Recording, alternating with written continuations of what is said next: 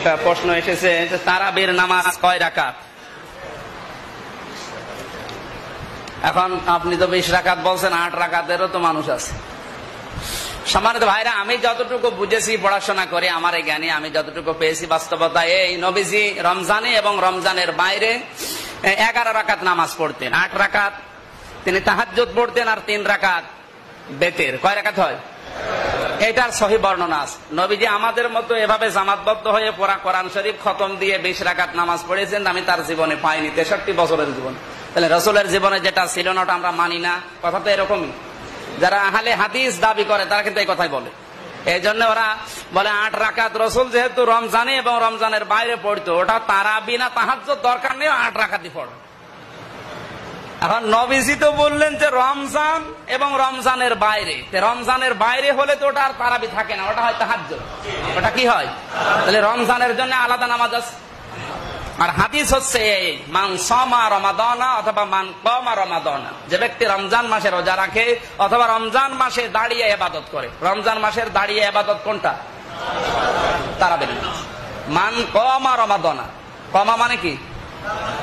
যে ব্যক্তি দাঁড়িয়ে ইবাদত করে রমজান মাসে, আর আমরা দাঁড়িয়ে ইবাদত বলতে রমজানে বলছি তারাবির নামাজ। এখন রাকাত নিয়ে ঝামেলা আছে।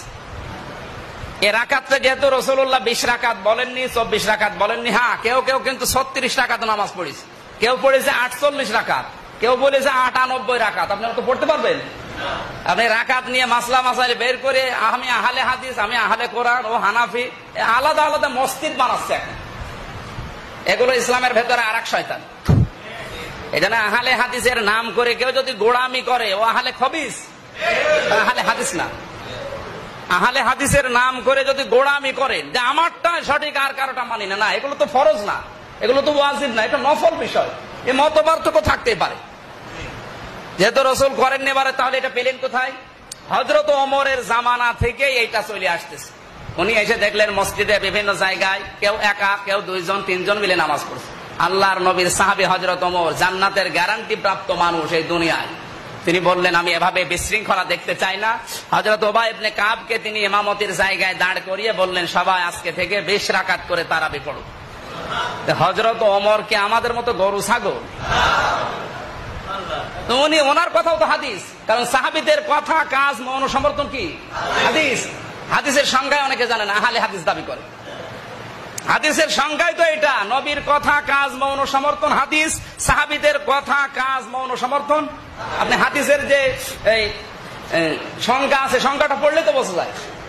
তাহলে ওমর যেহেতু তাও যেমন তেমন সাহাবী হলে আমরা মেনে নিতাম, তো জান্নাতের গ্যারান্টি প্রাপ্ত মানুষ, তাও 2 নাম্বার। আবু বকর 1 নাম্বার, হযরত ওমর 2 নাম্বার। তিনি যখন এই কাজটা করে দিলেন, তারপর থেকে মক্কা মদিনা সহ যেখানে কোরআন নাজিল হয়েছে ওখানে 20 রাকাত তারাবি কোরআন খতম দিয়ে আজ পর্যন্ত হয়ে আসতেছে। আমি বলছি যদি এটার নিয়ম নীতি একেবারেই না থাকতো, রাসূলের ইন্তেকালের পর থেকে কাবা শরীফে অন্তত মসজিদে নববীতে এই 1500 বছর একাধারে কি নামাজের কোনো পরিবর্তন হয়েছে? রাসূলের জামানার পর থেকে ওমর যে সিস্টেম চালু করে দিয়েছে ওই সিস্টেমে চলছে। তাহলে আপনি যে হাদিস বানিয়ে আহলে হাদিসের নাম করে এই বিভ্রান্ত ছড়াচ্ছেন, এটা তো ঠিক হচ্ছে না।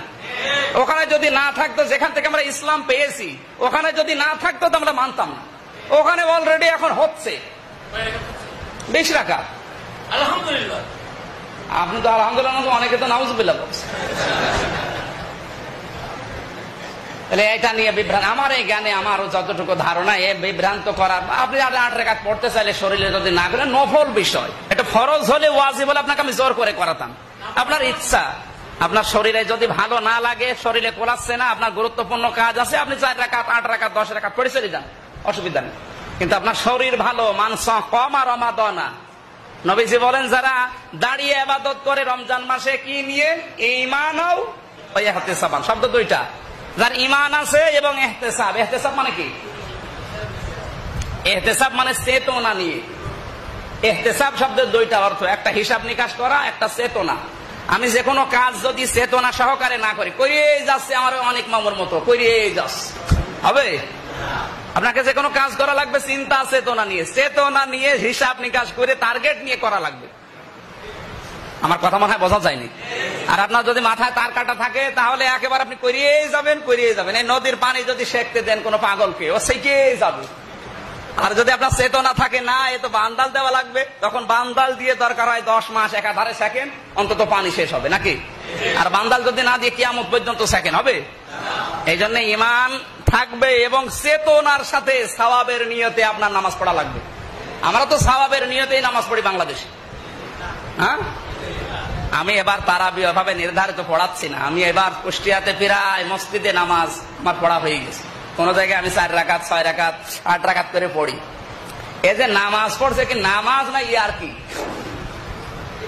শুধু ওই হাফেজ সাহেবের একা দোষ না, ওদের তো দোষ আছে, আমাদেরও দোষ আছে।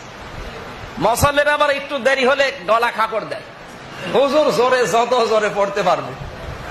আর অধিকাংশ মসজিদে আমি বলে দিচ্ছি আজকে, অধিকাংশ মসজিদে আমি এই কুষ্টিয়াতে অন্তত এই রেল লাইনের ওপার থেকে একটা মসজিদ আমার বাকি নেই। প্রত্যেক বড় বাজার থেকে শুরু করে এই ঘাট